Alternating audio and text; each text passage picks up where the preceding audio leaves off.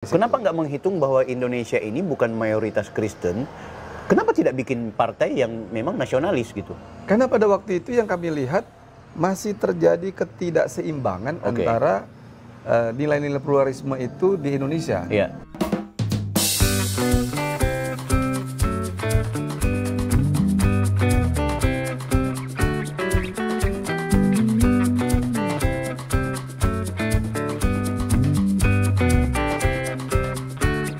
Taufik Bilfaqih, Offside Podcast.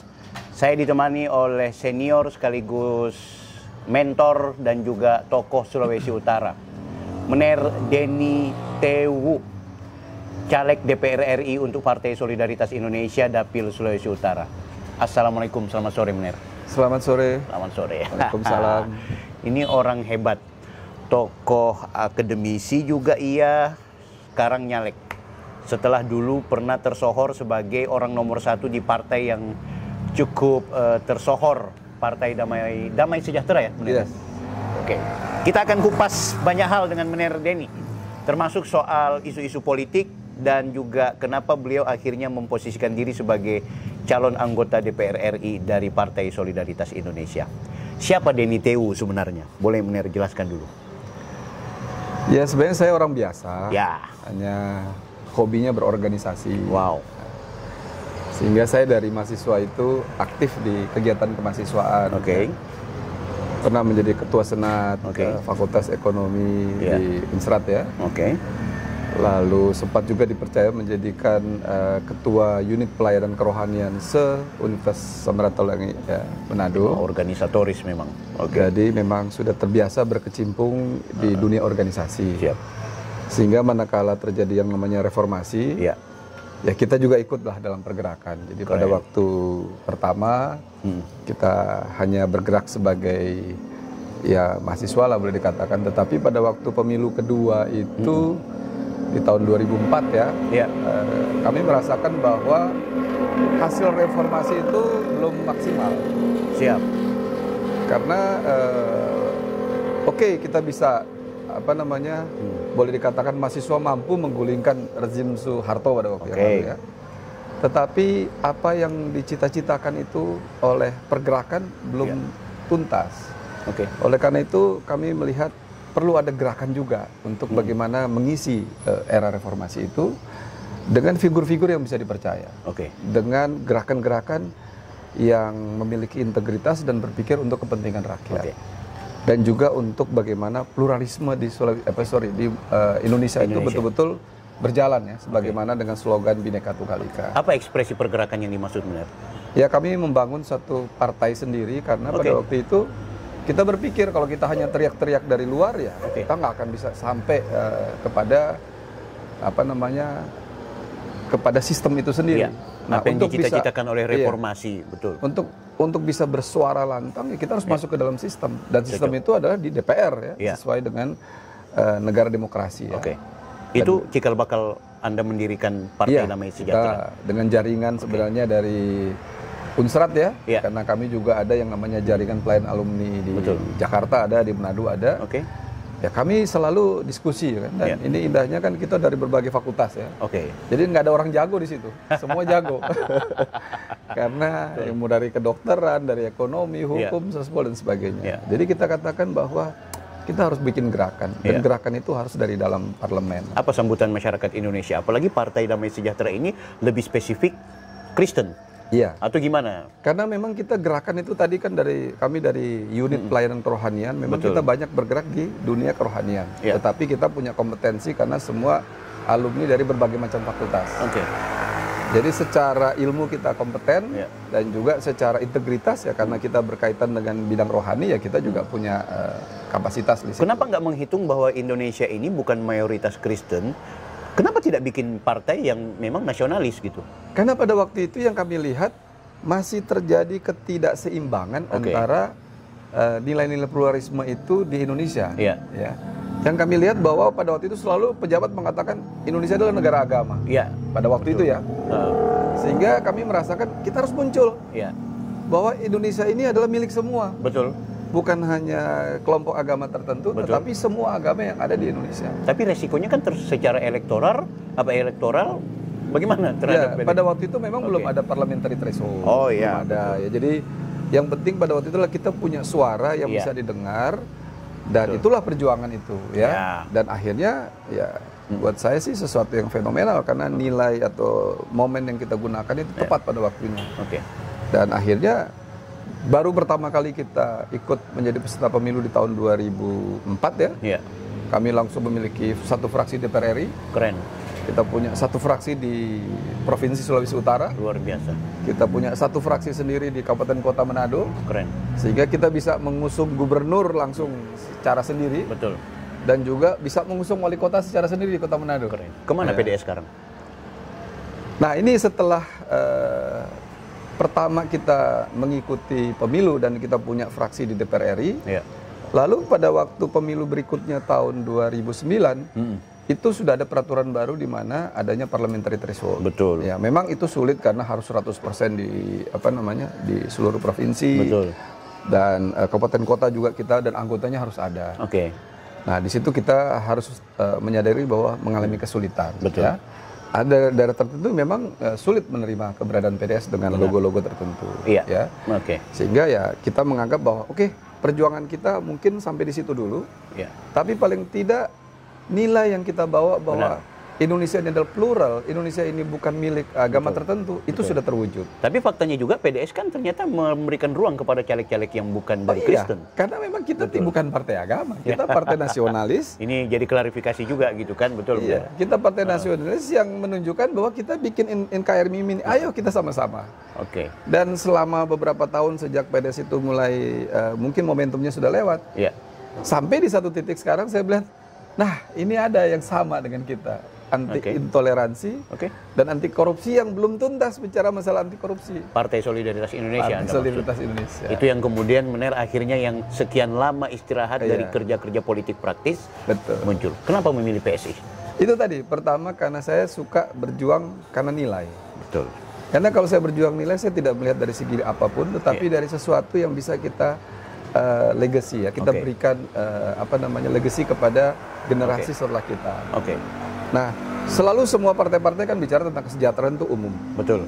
Tapi bicara tentang korupsi itu banyak yang bicara, tetapi susah diimplementasikan. Iya, ada yang mengatakan tolak atau tidak terhadap politik uang, tapi faktanya masuk penjara gitu. Nah, ini yang saya kira juga ada budaya yang salah juga di dalam sistem legislatif kita. Dimana kan tugas DPR itu sebenarnya apa? Salah satunya kan pengawasan.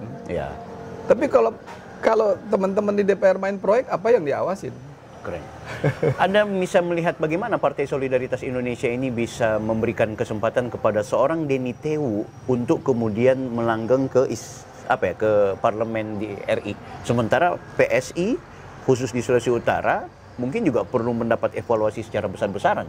Dia bukan partai penguasa hari ini. Betul. Atau bagaimana kalau saya begini, kalau saya melihat perjuangan itu dimulai dari nilai. Karena kalau kita bicara tentang values, maka membuat kita tuh produktif. Dan kalau kita produktif, orang akan melihat bahwa ada sesuatu yang perlu didukung.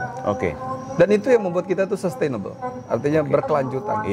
Dan saya pengalaman dengan PDS. Orang waktu pertama kita dirikan, ngapain seperti tadi Bung Taufik bilang, ini partai seperti ini mau jalan seperti apa? Tapi karena saya melihat ada nilai yang perlu disampaikan, ada message, dan masyarakat menyambut baik. Dan saya melihat ini ada di PSI saat ini. Hal konkret yang Mener Denny akan bawa ke RI kalau terpilih dengan ideologi yang dimiliki oleh PSI, apa ini? Saya kira yang pertama, tentu kalau bicara anti intoleransi itu sesuatu yang memang bagian dari perjuangan kita. Dan itu harus terus disuarakan ya. Yang kedua yang paling bagus itu adalah anti korupsi. Nah, anti korupsi itu adalah satu sistem. Bagaimana kita membangun yang namanya good political party governance. Jadi teman-teman yang di DPR itu mari berfungsi sebagai pengawas.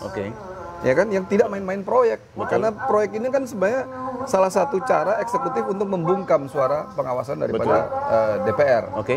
Sehingga akhirnya fungsi mereka menjadi nggak jelas. Itu secara makro. Spesifik untuk Sulawesi Utara?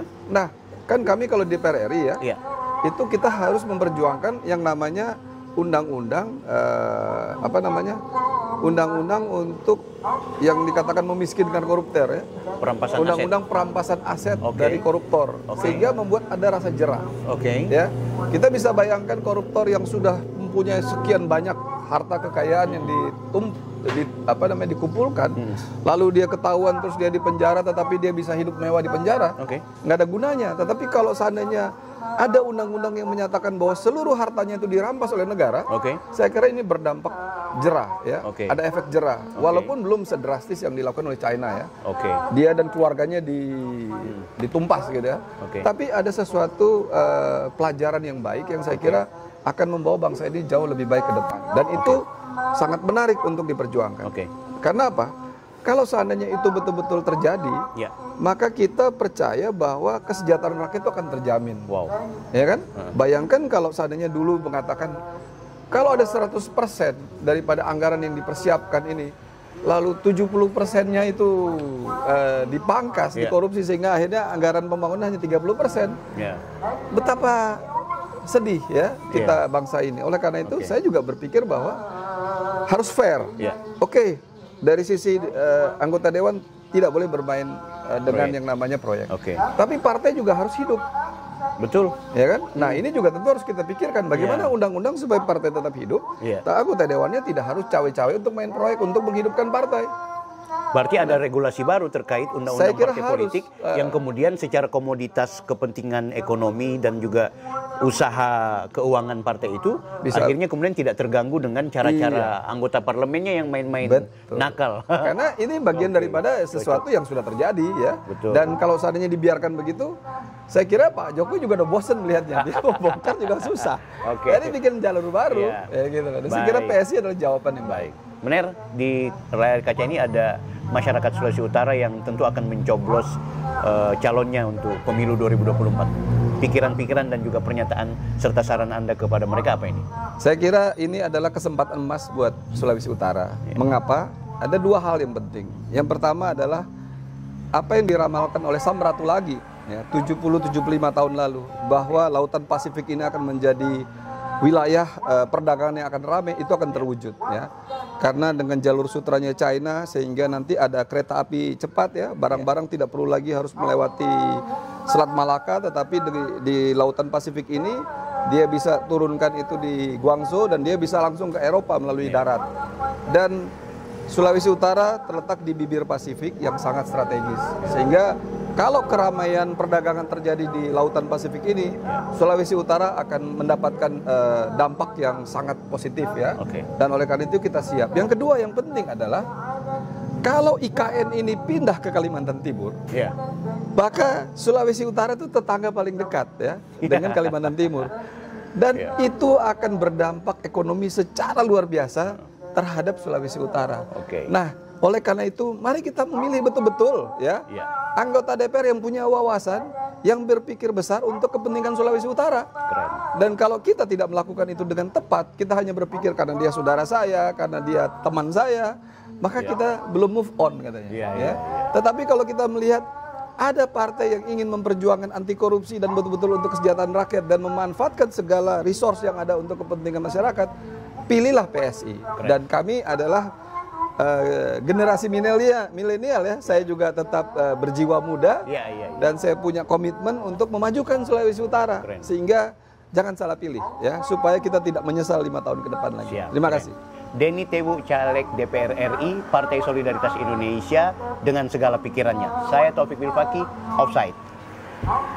Taufik Bilfaki, nomor urut 1, caleg PSI yang bermutu.